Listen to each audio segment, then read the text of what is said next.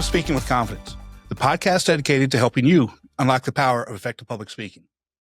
I'm Tim Newman, a recovering college professor turned communication coach, and I'm thrilled to guide you on a journey to becoming a powerful communicator. I want to thank each and every one of you for your support. It truly means the world to me.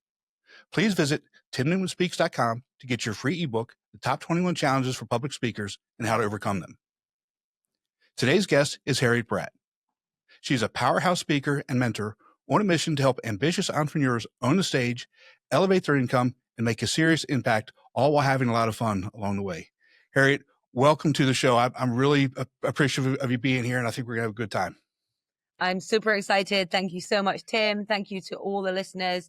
And speaking with confidence, what a topic, what a insightful, valuable information for people. And I just want to say thank you for being on this podcast and everything that you are doing with Speaking with Confidence.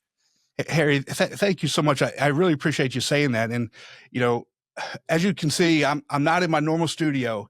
I'm traveling and visiting grandkids, but I did not want to put this off primarily because anytime and this for the listener, anytime you can hear Harriet speak, I would suggest that you go do it. She is a fireball. She always brings it. And what I really like about it is, you know, in the introduction, she does it while having fun. And, you know, Harry, that's for me, that's part of it as well, because we spend so much of our life, you know, in serious this, serious that. We got to learn to have some fun with this. Absolutely. I think it's so important. And I don't know about anybody listening or yourself, Tim, but for me, you know, that playfulness, that having fun in doing what you do, but also taking time to do fun things. I think it's so easy to forget that as we grow up. And it happens at different ages for different people, but it's so easy to get caught up in the rat race, in the hamster wheel, you know, whatever terminology you want to use, but it's so easy to get caught up in seriously doing, rather than actually taking that time to enjoy and have fun with what we're doing. So I think that's a great highlight, and it's really important. Yeah, it really is. And one of the things that really strikes me about some of the stuff that you do is the whole firewalk. And I've talked to people that have done it before, and they say, you have to do it, you have to do it, you have to do it. And I'm like, I don't know, man. That's, I don't know. That's kind of pushing for me. So tell us about the firewalk and how you go about the process of coaching people to let go, to be able to do something like that. Absolutely. I think, and I love your openness in sharing that. You know, every so often I see these individuals that act all tough. Oh, I'll be fine. I can do it. I can do it. But I can promise you, for anybody, when you stand in front of that fire, fear shows up. In the UK, we like to call it a brown trouser situation. Oh, that's it. That takes care right there. Yeah. Right? But I think that's the point. And, you know, firewalking, it's not new. Firewalking's been done for thousands of years. But it was a gentleman over in the US, actually in California, Tolly Bacan, that and his wife, Peggy Dillon, that brought it into the Western world as more of an experiential breakthrough. Now, if we just pause for a second and you think in life, how many times fear shows up? You know, you quit your job as a teacher to start your own business. I'm sure there was some fear, some challenges, some uncertainty. Mm-hmm. We have to have difficult conversations with loved ones, with family, with bosses, asking a boss for a pay rise, telling a boss that you're leaving to do something else. You know, there's so many different examples. We could do a whole podcast on examples of when fear shows up.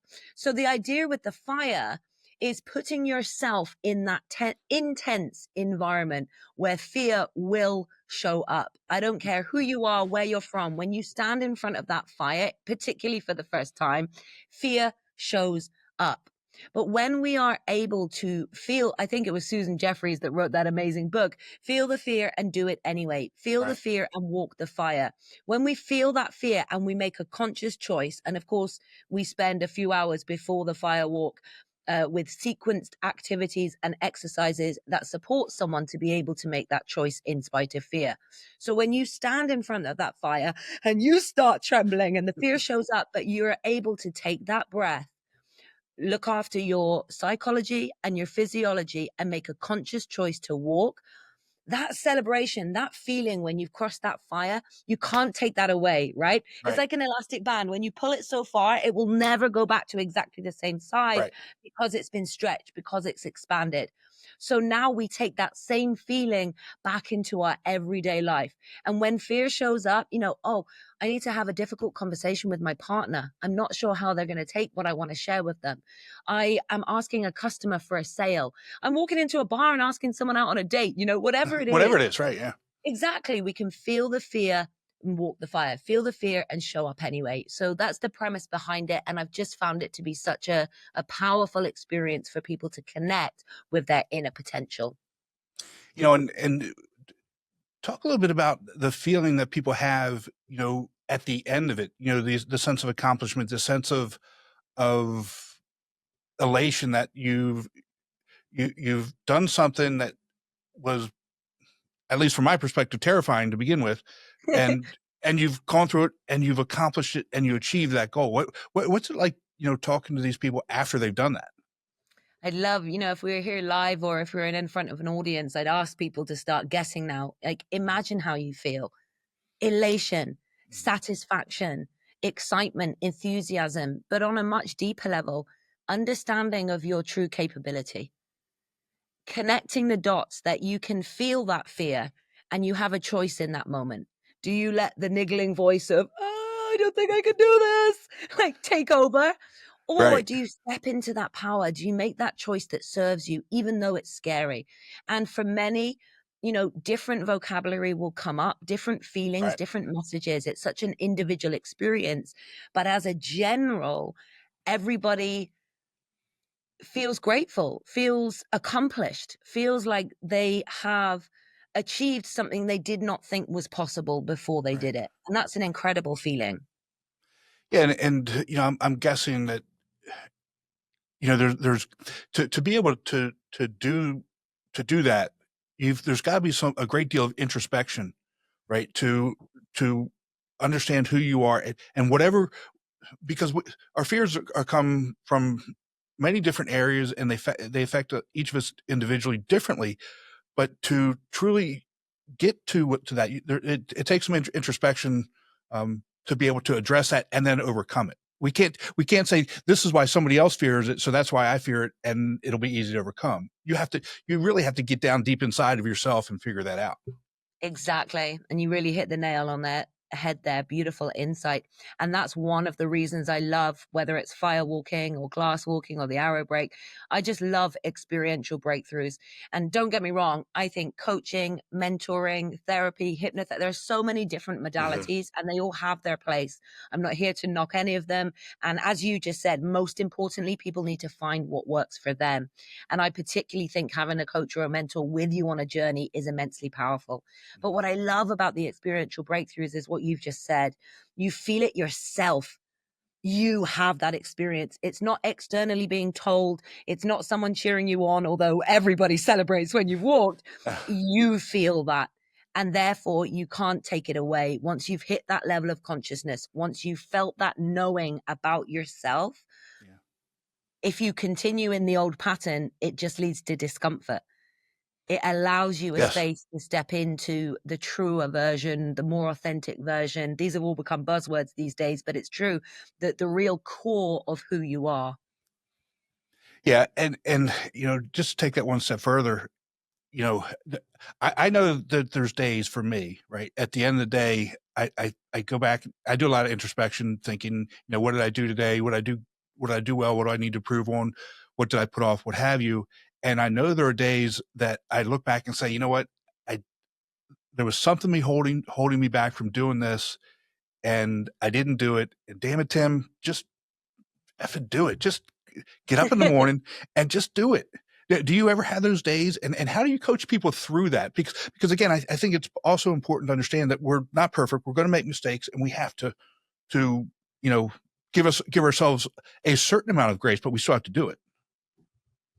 Absolutely. I completely agree. I'd love to sit here and say, no, I never get those days. I'm always on top form. The fire is burning. But no, like you said, and I that's part of being a human. And I don't use this term a lot myself, but I think often people talk about toxic positivity. And I Yeah. have to say that I used to be in that camp, and I wouldn't allow myself to feel all of those different emotions. And I was that person that almost pretended everything was okay. It's going to be fine. Let's crack on. Let's do it. Let's do it. And ultimately, it never served me. In fact, it just led to sort of burnout and a lack of emotional management. But I think, as you say, there's a beautiful balance between knowing yourself and knowing when you're just having an off day and using certain tools. Maybe it's journaling, maybe it's a conversation with an empowered friend, coach, or mentor. Maybe it's music. Music's a massive one for me. If I'm feeling a little bit lazy, a little bit groggy, maybe if I'm procrastinating, if I put some of my favorite songs on, especially if they're my stage songs, instantly that changes my state. Music is an amazing way of changing both your physiology and your emotional state. So you could have certain tools that if you're having one of those days, you use them, and as Tim says, you just crack on with it, get on with it. But I also think that something we miss a lot, and Tim, I'd love to hear your thoughts on this, is absolutely there are days where I know I'm just being lazy, and a good kick up the gets me going again. But there's also times where perhaps there is something really challenging going on. Mhm. Perhaps I am ill, or I've got an injury on my body, or perhaps I'm really just genuinely not having a great day. And I would really encourage people never to force themselves back into action in those moments. I'm also not someone that's saying go and get ice cream, Doritos, sit on the sofa and have a pity party for 2 weeks. Right. You know, work on reducing your recovery period. But sometimes you just need to let yourself have that space. And maybe it's a hug with your grandkids. Maybe it's going out for a walk in nature. Maybe it's having a shower. Maybe it's dancing for half an hour, but just doing something for a period of time Mhm. that enables you to change your state. Because I don't agree with just forcing ourselves to do something in a negative state of mind. I believe in shifting that state, coming back to some sort of calm, some sort of content, some sort of normal-ish, to Right. then put yourself back into action again. Does that make sense, Tim? 100% agree with you, because if you continue to force yourself to do something, um, number one, it's not going to be done well. There's going to be mistakes. You're going to come back and you're going to be critical of it, and then you're going to have to redo it anyway. It's so much better to just say, move on, like you said, move on to something else. Go do something, clear your head, even if it's for the day. You know what? At noon, it's I got all kinds of other things going on up in here, and for whatever reason, today's not the day for me to do this. Let's go clear that, and that way, when I come back, I'm fresh, and I can truly do the things that need to be done, and everything's going to be better. That your interpersonal relationships are going to be better, because you know what, you're going to be angry or upset or whatever. So take the time that we need, and Harry, that's something that I've learned. Um, Tim today, and obviously, if we're not growing as we get older, we're doing it wrong, right? The Tim today is very different than the Tim 5 years ago, 5 years before that, 5 years before that, and what we've learned, and or what I've learned, and how to approach things. Tim 20 years ago would not know this Tim at all, and I would say for the most part that's a good thing. In terms of having that space to grow and keep learning. And learning, and giving myself grace, and giving others grace, because if I was always, let me back up for a second. You as an individual cannot have expectations of others. I mean, you can if you want. I mean, that's up to you. If you want to have expectations of others, But go get ahead. let down. Yeah, let me know how that works out for you. And that's one of the things that I've learned. Okay, I always expected people to put forth the effort and the passion into what they were doing at the same level that I was doing it.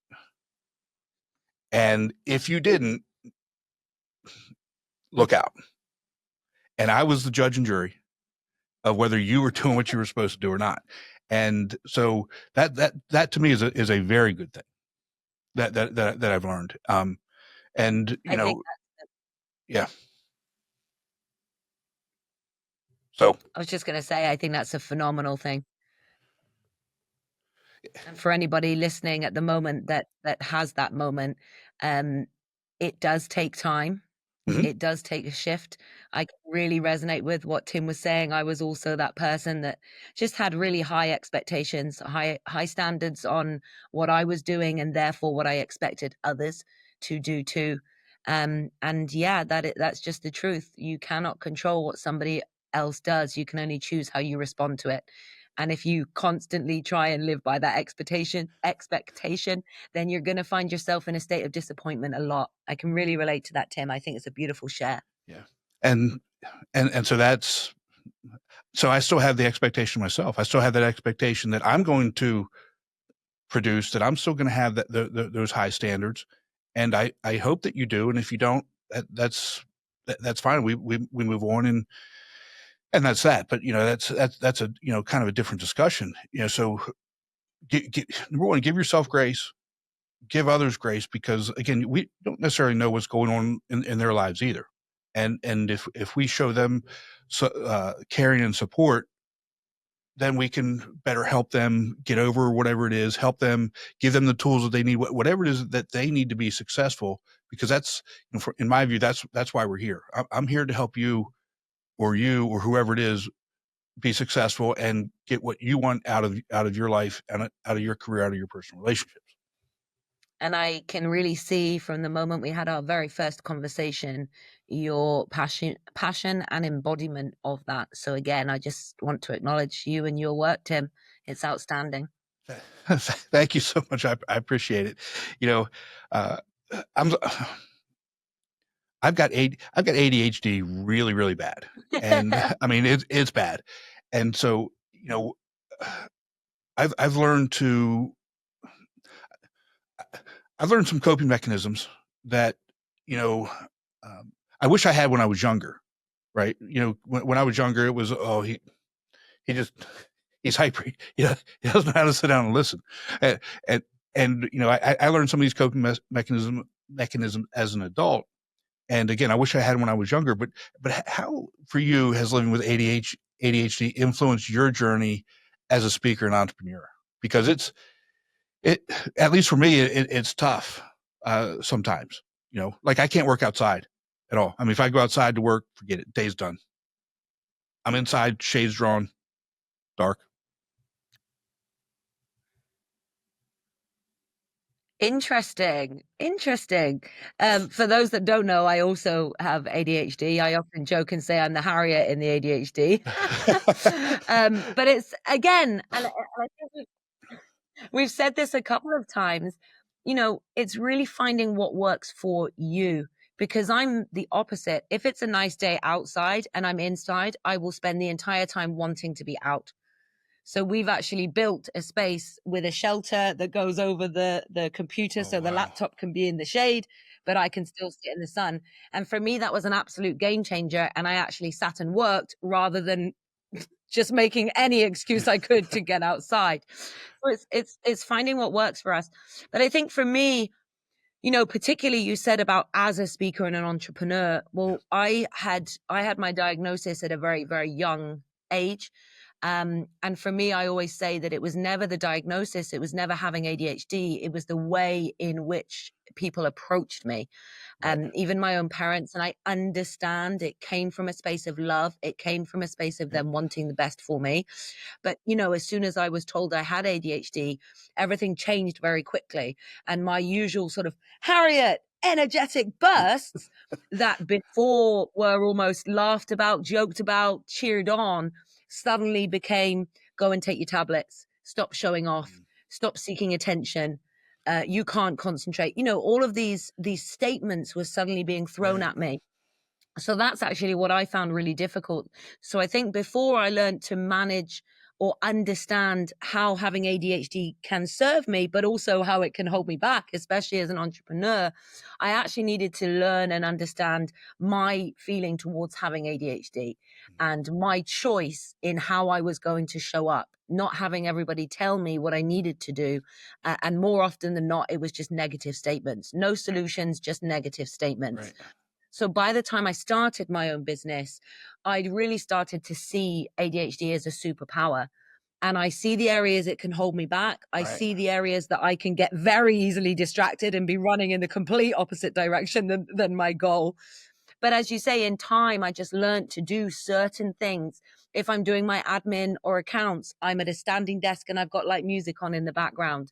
If I'm doing content or recording, I will record for 45 minutes and then I'll take 15 minutes to go do something else, put some music on, and then come back to record again.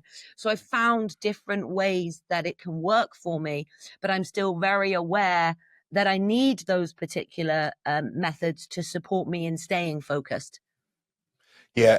You know, it's funny that, how we, this is just an example of how different people approach it different ways. If I'm outside, hear the birds chirp or see a rabbit, yeah, there goes Tim chasing the rabbit, or somebody walks by, I'll start talking to them or whatever. And then, an hour later, oh man, I didn't get anything done. And then here comes that negative self-talk, right? All because I didn't, Yep. I didn't do the things that I know I should be doing to stop those things from happening. But it's so important to, we can take the medication and yes, it helps, but we also have to know who we are and what makes us tick and put ourselves, whether you have ADHD, ADD, or whatever, you, if you don't have any of that stuff, we still have to have the strategies and techniques to put ourselves in position that is going to put us in to be successful. That's going to make us successful. Doesn't matter. Even if you don't have those things, how do you work the best? How do you, develop the thoughts? How do you produce the best work product or the best conversations with your partners or, your friendships and those types of things? And, I think I just really think that it's a lost art because people don't necessarily think about who they are and how they tick. And I keep coming back to that, but to me, that's what it comes down to. I completely agree. And I love that you keep coming back to it because I do believe that is where it all begins. When we look at our lives, no matter who you are the dot in you're the center of every area of your life, whether it's your romantic relationships, your family, your work, your health, your business, everything starts from you. And I completely agree, whether you're neurodiverse, whether you're not, I like to talk of it in personality traits. I think that's less labeling for people. But either way, it is understanding yourself. And there are certain, whether it's autism, ADHD, dyslexia, there are certain terms that have a greater depth of research information that you can go in and read and research and get to know yourself more. But ultimately, as you just said, Tim, everybody has strengths and areas of improvement.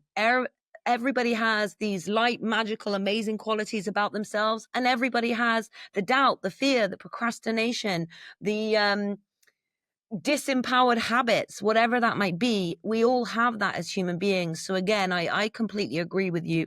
And I'd love us to maybe even tap into different ways to do that, because again, I think you hear that so often: get to know yourself, sit with your feelings. But what does that really mean? And what does that really look like? Like for you, Tim, how did you really connect with what works for you and who you are? Well, I had a lot of help. Just a lot of professional help, a lot of not professional help. And one of the things that I did is I asked the people in my inner circle what they notice. How do they see me? How do they see, when do they see that I've produced the best? And, a lot of times they came back with, when you're doing this, it's when you're doing this, it's when you're doing this. And I said, okay, that makes a lot of sense because I see it. And so, what we see in ourselves is one thing, but what others in our inner circle see is something very different. Because again, we have our talk and we say we're good at this when we may not necessarily be good. We may like doing it, but we may not be good at it.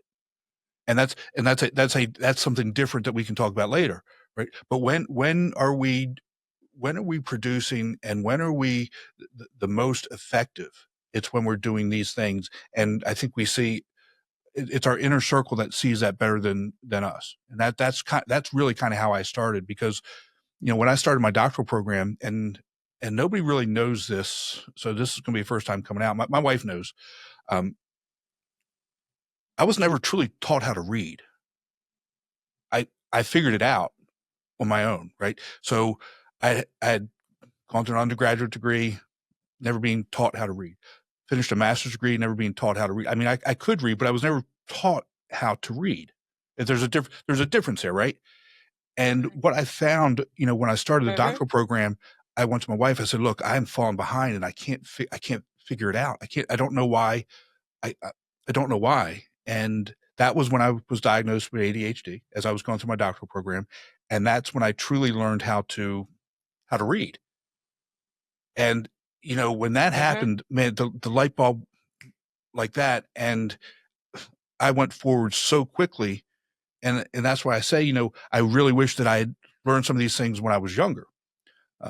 But think about that, 30 years old. And again, I don't want to, that I couldn't read. There's a difference, right?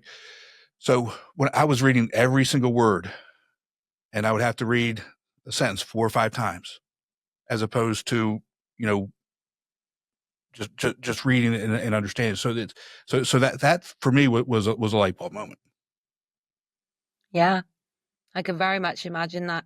And again, though, I think your approach and your attitude and the way you've just shared that, I've met a lot of people, or not a lot, but certainly a few people that haven't been able to read, and that's become their story. I can't read.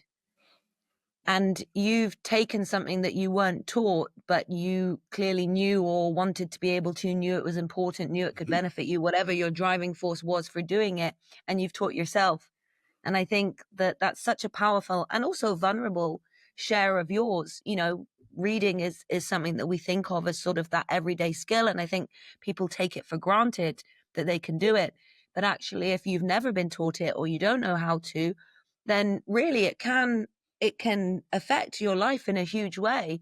Right. So I just want to honor your approach and your attitude in that. And I think there's a big lesson for listeners. Just because you weren't taught something doesn't mean you can't find a way to do that for yourself. Yeah, and I don't want. I'm not throwing anybody under the bus, but I think a lot of it had to do when I was younger, having ADHD. It was Tim can't sit down and learn. And so there was no, we didn't have the tools that back then that we have today to understand certain things, and again, it's okay. Yeah. It's just figure out who you are, lean into it, because we doesn't matter however many billion people on this earth, we all have our thing. Everybody has their thing or things or multiple things, whatever it is, but we all have that thing that makes us who we are. Lean into it. It's okay. I had a conversation yesterday with a lady, and we were doing the pre-interview like you and I had done, and she said, "Oh, I hope this isn't the interview. I don't have makeup on. I don't look good." I said, "Ma'am, you look beautiful." I said, it. I mean, look at me. This is just my face. I'm not putting makeup on anyway. And she said, "Well, I there's." thought you had a lovely shade of lipstick on. and she said, "Well, females have a different expectation." And I said, "Well, that's part of the problem. That's part of the problem. You know, we put so much value on what other people think of us. If we just started to, I just met you. Why would you care if if you got makeup on, if I think you're pretty or beautiful, whatever? I think you are great just however you are, and just own it and come with that." And people are craving that authenticity and that humanness. That's just what I think anyway. And I think we as a society need to get to get some hold on that idea of why do I care what somebody else thinks, what I look like, what I'm wearing, what have you. It doesn't make any difference on anything anyway. It's so true. And I think it's a nice, almost sort of round to, we spoke earlier about everybody has different fears, everybody has different things. And fear of judgment was a massive one of mine. And I laugh sometimes now when I get dressed and I put so much thought into my outfit. And then I walk out and see everybody walking around wearing totally different outfits. And I'm not there thinking, oh, shouldn't wear that, don't do that. We're just out enjoying the day. So I think you're right. We can sort of allow ourselves to get consumed by a fear of judgment, a fear of rejection, perfection, trying to be right all the time, whatever it might be. And I think this couples nicely into what we started this wonderful conversation with, is also that element of bringing the fun back. Yeah. You know, I haven't quite figured out how I'm speaking about this from live or virtual stages, so you've got it fresh from me right now here, Tim. But I think that there's almost, and again, I have to be careful how I word this, but there's almost a disempowerment if you become too addicted to personal development. Now, let me just back that up a little bit, because I am obsessed with personal development, Right. and I think it is absolutely can benefit and bring monumental changes, fulfillment, happiness to everybody that takes the time to, whatever language you want to use, work on yourself, develop yourself, expand yourself. So I'm absolutely in that camp. But what I've started to see, and what I went through in a massive way myself, you know, every expert comes from a different angle, right? You need to meditate, you need to journal, you need to exercise, you need to visualize, you need to read, you need to listen, you need to make sure you're not using plastic bottles, you need to drink water, but not fizzy water, normal water. Right? I could just keep listing, brush your teeth, all of these different things in different areas, whether it's for the environment, whether it's for yourself, whether it's for your health, whether it's for your family, your business. There's so many things that we can be doing. And I don't know about anybody else, but I actually found I was starting to get more stressed and almost put myself down, self-sabotage myself in a bigger way, because I became so obsessed with needing to be the person that did all of those things. And I think it's just remembering that, where is the area of most importance? Like you spoke to that lady yesterday that had a fear of judgment, that's showing up in her everyday life. Focus in that area right now. I think having that conversation with you was probably a real light bulb, insightful moment for her. And if she took that moment to reflect, as we spoke about earlier, to go inside and think about what you've just shared, and slowly but surely keep seeding that ease of letting it go, of not worrying what other people think, of understanding that you'll naturally care what some people think, but who are you giving the mic to? Whose opinion are you really listening to?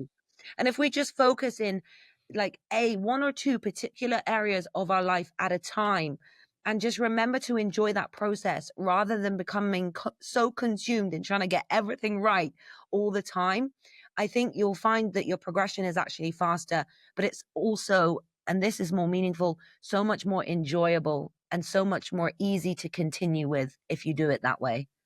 What are your thoughts on that, Tim? I 100% agree with everything that you just said. And as I'm listening to you, I'm thinking, for you and my perspective, right?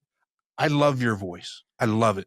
And the power that you have when you speak, it's, I mean, not just here, but, when you're on stage, or, the things that I've seen you say, that it, for me, it's overwhelming. I mean, you've got such power, and you've obviously developed that as, as your career has gone on, but you've probably always had that in you, right? I mean, I would think that, because there's, I mean, it, again, I love it. There's just something that's there. And how did you develop that, though? Was that something that was encouraged? Was that something that again, people that you care about said, Harriet, you've got something here? Being honest, I think when I was younger, I was told that I was either going to be a famous actress, the prime minister, or I was going to run a brothel.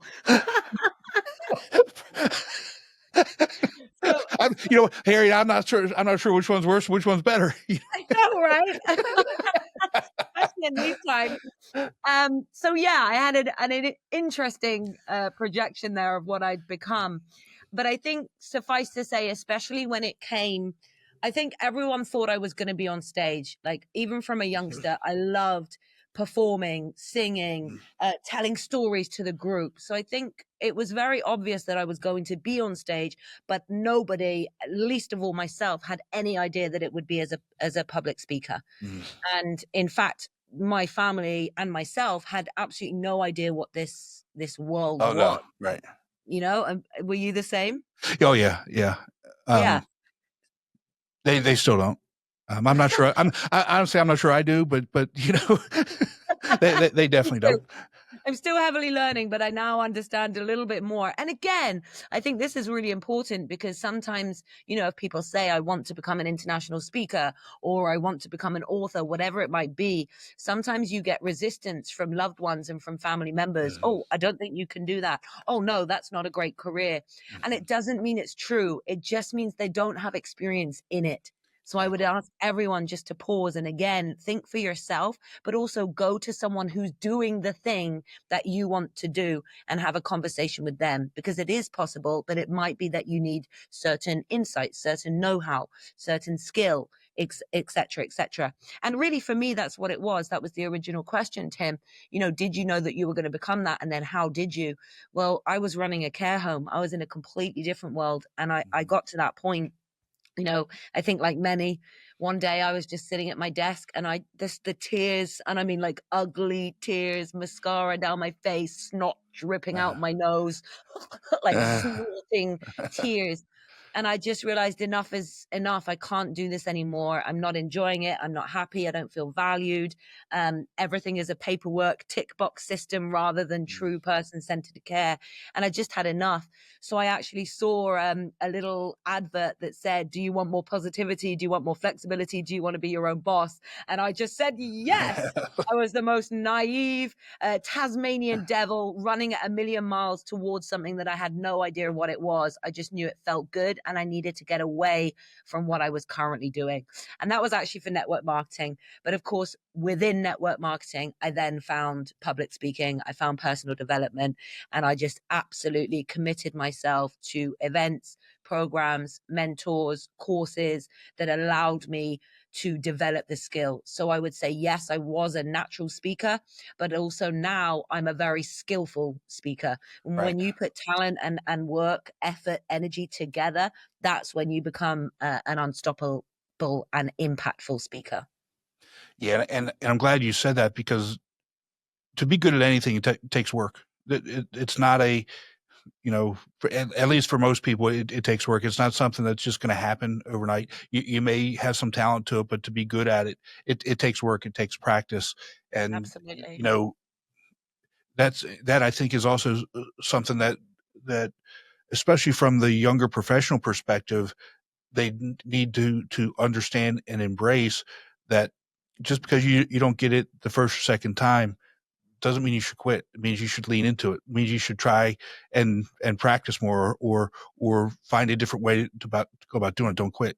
Work harder. Yes. Say it louder for the people at the back. See? I Yeah. very much agree, and I think, you know, it's absolutely fantastic what we can do in today's age. You know, you pick up your phone and you can have nearly anything delivered to you either the same day or the next day, or certainly within a short amount of time. You can order anything you want. You can connect. You can learn. You can do so much instantly from the devices that we have around us that I think sometimes, especially younger generations, forget the process, forget Yeah. the steps. You know, and I know it's a little bit cliche, but I'm going to say it loudly and proudly. Yes, set that goal. Yes, have that vision. Yes, have that mountaintop achievement that you're excited to do. But please immerse yourself in the process, Process. step Yeah. by step. The journey up the mountain, the views, the rivers that you cross, the people that you meet, whatever it might be.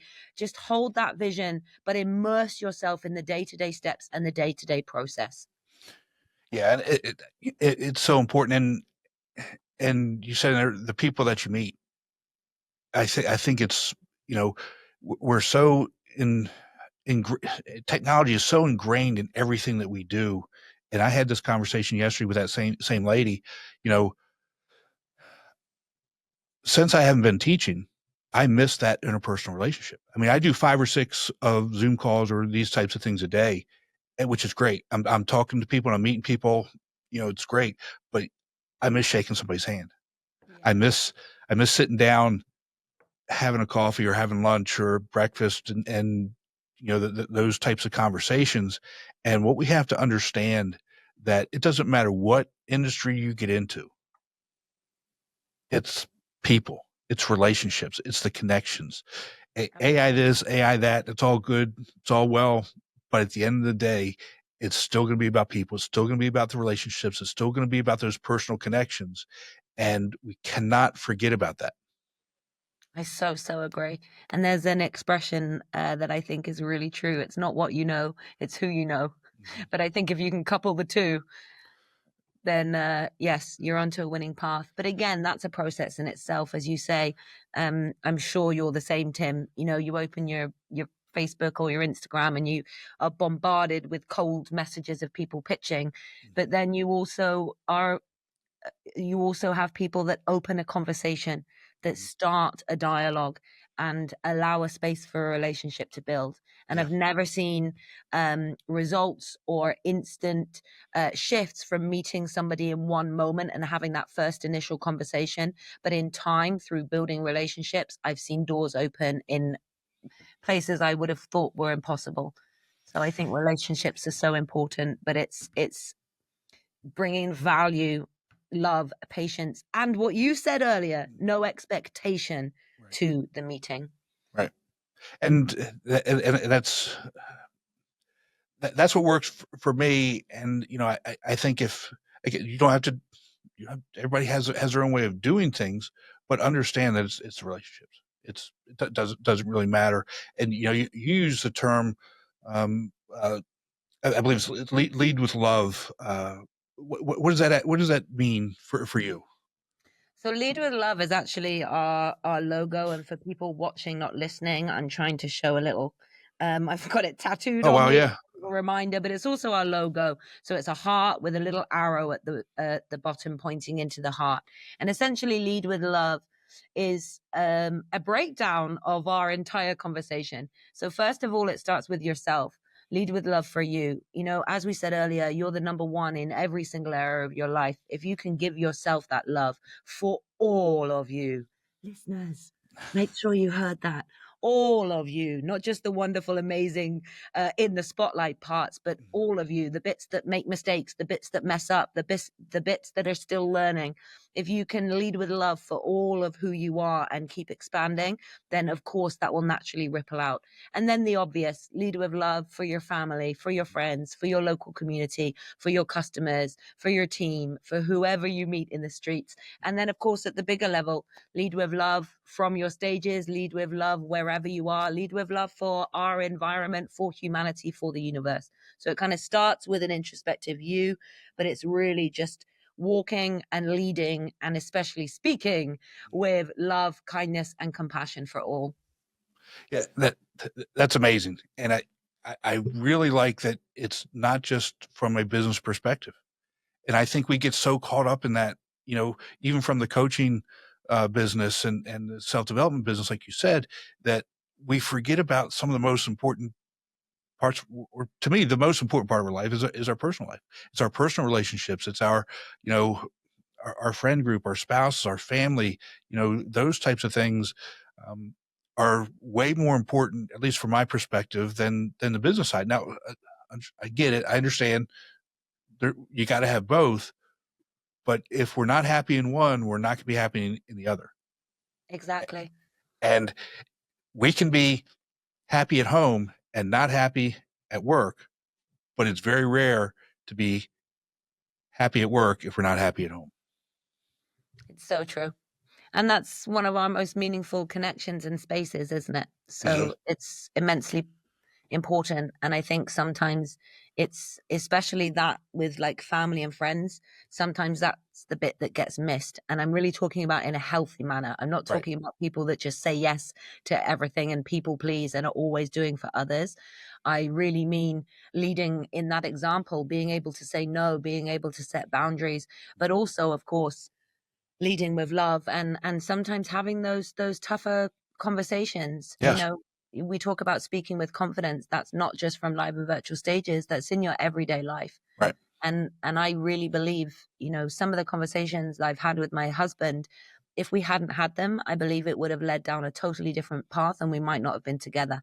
But because we led with love for ourselves, understood who we were and what we wanted, and then were able to communicate that with love and understanding to each other, Right. without expectation, without trying to control, just an open conversation, it's completely shifted the dynamic that we have in our marriage. And I believe that we're much happier because of our communication and being able to speak up. So it's truly important. And don't just think about doing it for you or doing it for your business. Do it for Right. those around you. Around you. Exactly. It's so important. And, another example, I tell people, I don't want yes people around me. I want people that are going to shoot me straight. And, as I was driving up, it's about a 12-hour drive from where I live to see the kids. That's the time when I spend a lot of time on the phone because it's, I can talk and drive and it's not taken away from some other things. And I was talking to my best friend, and he's in the process of, he's got a business. He's still working the business, but he's not sure if he wants to sell it or if he wants to branch off. So, we've been having those conversations, and I told him one of the things that he was doing. I said, dude, that's a horrible idea. That's not a good idea. Don't do that. And I told him, I asked him why he was thinking it, and I told him why it wasn't a good idea. And he was so thankful because everybody else has been telling him it was a good idea to do, when it would have been, without looking at it from the perspective that I gave him, it would have been a disaster. So, you've got to have people in your inner circle that are willing to shoot you straight and say, look, dude, you're doing it wrong. Yeah. You messed up over here. You need to go make amends. Or whatever. It's okay to have those people in your life. That's important to have those people in your really life. is. It really is. So I completely agree. Sounds like you're a good friend to him in that moment. well, I try, and he's definitely done the same for me, and as have others, and just like you said, in your marriage, what, I love my wife dearly, but I don't want her to just agree. No. And that doesn't serve anybody, because all that does is build resentment. But it really builds resentment on both sides, because okay, you're just going to agree with everything I say. That's it. No discussion, no nothing. I can do whatever I want. That's not life. So, And often, if they are just agreeing with everything, I'm sure that couples, or I would hope that couples, can agree on a lot. But you're right, we're two different human beings existing in the same space. So naturally, there's going to be differences, different opinions, different thoughts. So yes, I do believe it's really important to voice those. And actually, I think you can see sometimes, I've worked with leaders that I respect, that I admire, but once I've been with them for a certain amount of time, I can sort of see you've never been challenged. You always get your own way. And it's interesting the pitfalls that we can fall into by always needing to be the one that's right, or by not enjoying being challenged by others. And actually being challenged, as long as you can stay calm, understanding, and receive it, can be one of the most powerful accelerations within your journey. Exactly. So, part of that requires everybody put their ego aside. And that is definitely easier said than done. Way easier said than done. But again, I think if you approach it, from the lead with love idea,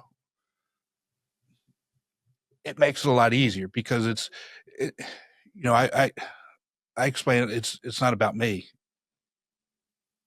It's about the collective. What's best for everybody? What's best for the family? What's best for the relationship? What's best for the business? What's best for the team? Whatever it is. Sometimes it may be what's best for you, but sometimes it's not, and you've got to be okay with that. Yeah. And I think it's being able to choose. You and I both speak about speaking up, sharing, speaking up with confidence, saying what's on your mind. And maybe this is another podcast for another time. But I think the best speakers and the best communicators are also the ones that know when not to speak. Exactly. When to just listen. And, again, it's a common quote, but choosing your battles. And I was somebody, especially with my feistiness, my fire inside, I needed to get my opinion out, and I needed people to hear me. I needed people to know what's wrong, what's right. And it wasn't even necessarily what was wrong or right. It was just in my opinion. So, you said about the lead with love. It's no coincidence that it's there on my wrist. And it's very much a tangible tool for me now that I look at it. I place my thumb on it. If someone's saying something or I'm in a disagreement, but I don't need to be involved in this battle, or they're not looking for support. They don't want my feedback in the moment. Instead of trying to have that fight, instead of forcing, we spoke earlier about the difference between forcing and allowing, or forcing and choosing to do something. I found that so often now in life, I'm able just to take that breath, sit back and just be, and use my energy in focuses where it matters, where it serves, where it's more helpful, and to not spend the next day or 2 days going, oh my God, I can't believe they said this, they did that, rah, rah, rah, rah, rah. But actually just putting your energy into something that serves in the moment. So yes, speak up, but also allow yourself to not need to speak up all the time. Exactly. Well, Harriet, thank you so much for spending some time with us today. Where can people find with you and connect with you and work with you? I am on all the socials, so Instagram, Facebook. I invite you to find me, Harriet Bratt, drop into my inbox, share an insight that you've taken from this podcast, or ask any questions. Just connect with me. And of course, my website is harrietbratt.com, where there is also a free masterclass on mastering the 5 pillars of public speaking. And Tim, I just want to say thank you. Thank you for a wonderful conversation. Thank you to all of your listeners. And again, thank you for this platform that you've created to support and help others. I really do appreciate it. I love the conversation. I'll put all those links in the show notes. And again, for listeners out there, search Harriet out. She is phenomenal. Again, Harriet, I love your voice. And that means it's not just your voice, it's what you say and how you say it. And you are a true gem. Thank you so much. I appreciate you, and I appreciate your heart, Tim. Let's continue rising together. Absolutely. Be sure to visit speakingwithconfidencepodcast.com to get your free ebook, Top 21 Challenges for Public Speakers and How to Overcome Them. You can also register for the Forming for Public Speaking course. Always remember, your voice has the power to change the world. We'll talk to you next time. Take care. Bye.